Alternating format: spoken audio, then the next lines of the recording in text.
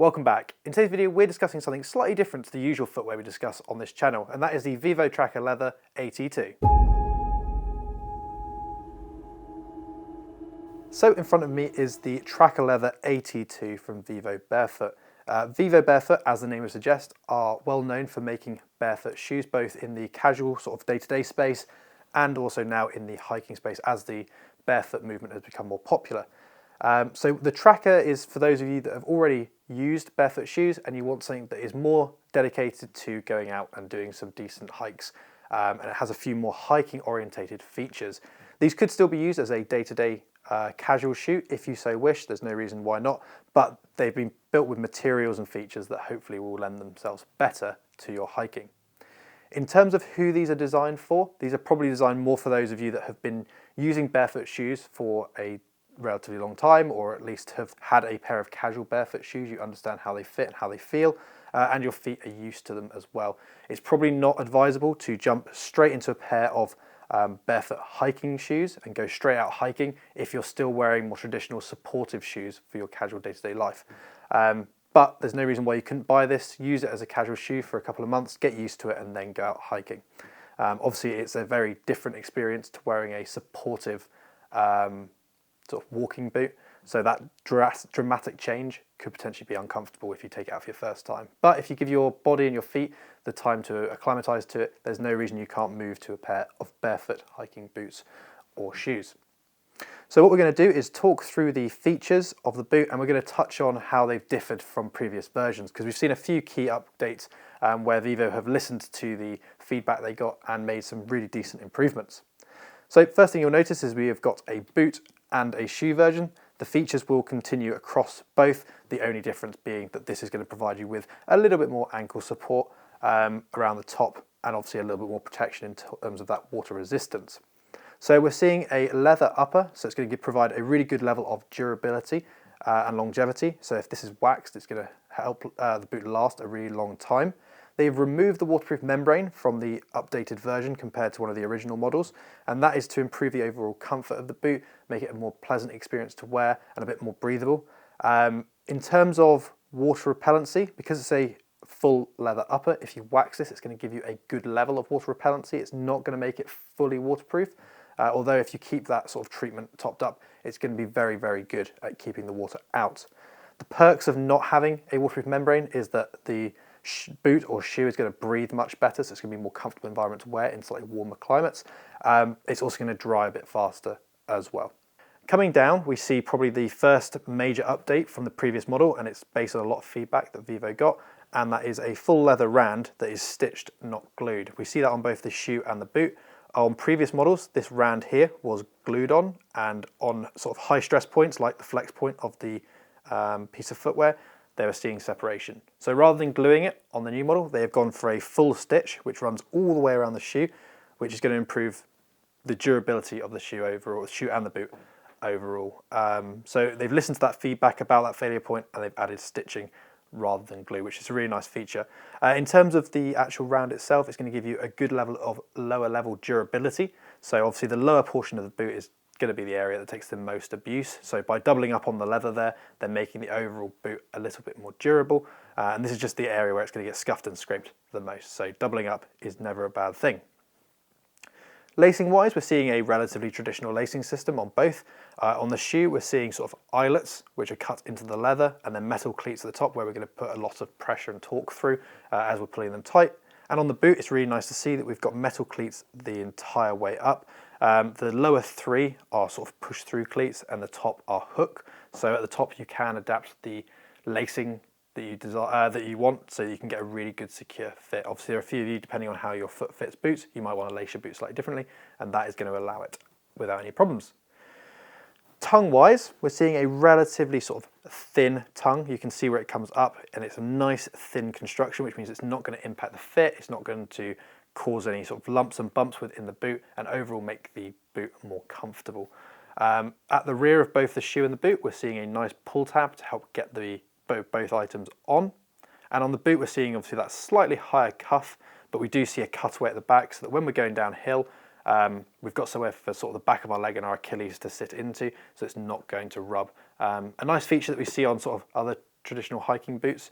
So it's nice to see that being taken in on a barefoot option. Inside the boot, on both, we'll take it out of the shoe, it's a bit easier.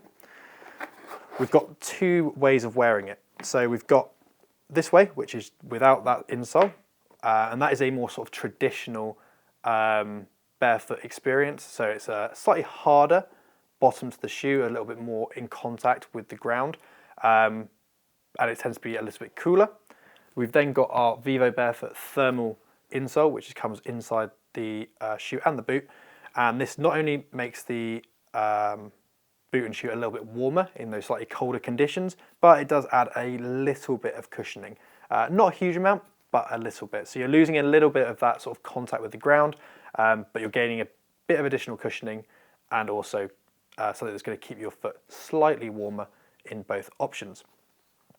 A big part of barefoot shoes is being able to sort of feel the terrain under your feet, giving your brain a bit more information about what you're stepping on, which should allow you to step more confidently and more securely. And that is one of the sort of big draws towards barefoot shoes. So potentially the majority of you probably are going to take this out, but if you then go multi-day trekking in a damper or colder environment, at least you have the option to put something in that's going to make them a little bit warmer and potentially a little bit more cushioned if you're walking on really hardcore ground. Coming down, we've got our new and improved all-terrain sole unit. So we're seeing a few different things. The sole itself is 2.5mm thick, and then we've got a 4mm lug, which is a 1.5mm improvement over the previous version. So it's going to give you a little bit more traction and grip on those sort of slippery or muddy conditions. We've got multi-directional tread on the lugs, so some are facing one way, some are facing the other, which means no matter how we wear the shoe, whether we're going downhill or uphill, those legs, there are going to be lugs that are positively connected to the ground and are going to give us more traction.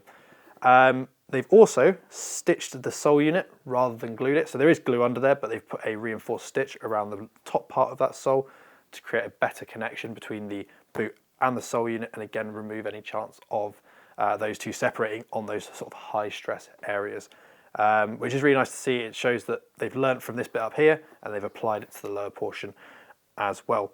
Overall, a relatively grippy sole unit. I don't think you'd have any issues on different terrain in these.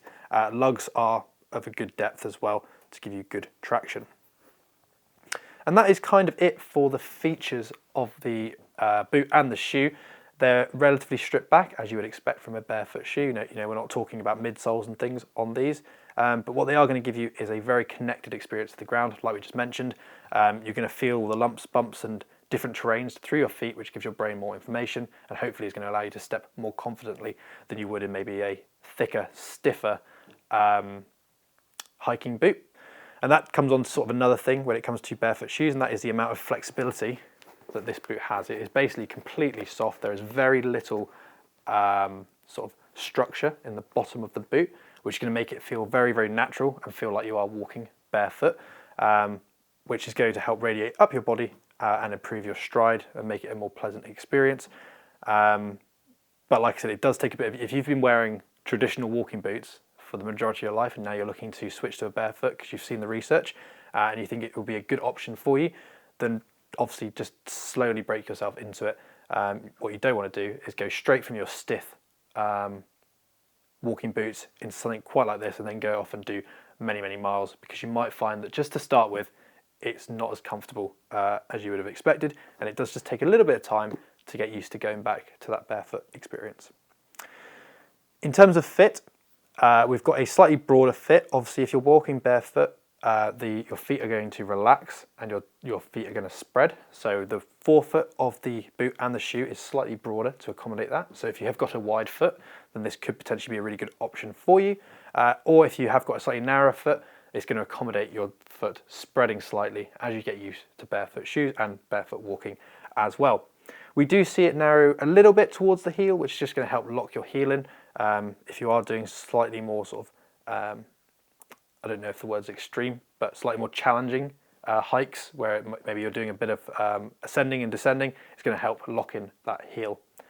In terms of fit, I've tried these on. I would say they fit true to size. I would take the same size as I do in my normal sort of casual trainers and shoes, but you could call our stores and they can get them in for you, and you can try them on Insole if you wish. In terms of weight, it's 918 grams per a pair of UK size 9s. So in terms of weight, it's a relatively lightweight piece of footwear, especially for sort of a full leather upper construction. But it's hard to compare this to maybe a full stiff traditional walking boot. So that was a quick look at the Tracker Leather AT II with some really nice improvements over the previous model and a move towards a more durable final finish thanks to the stitching on the sole and on the rand, just improving longevity and durability. If you've got any questions about anything we discussed today, feel free to leave it in the comment section below. And like always, if you could like and subscribe, it would really help us out. We'll see you next time.